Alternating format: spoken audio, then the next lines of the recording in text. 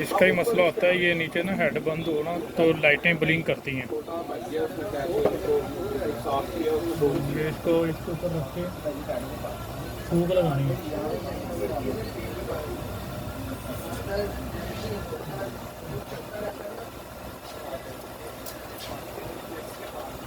ये हेड का मसला होता है जिसकी वजह से लाइटें ब्लिंक करती हैं।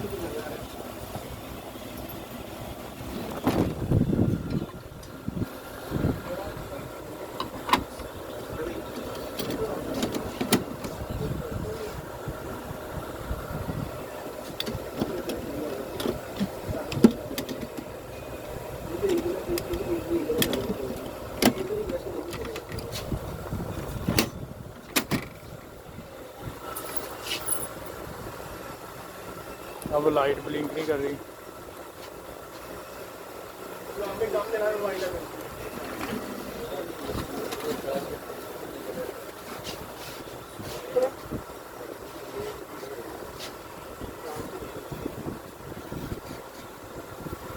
ये प्रिंट नहीं करवानी।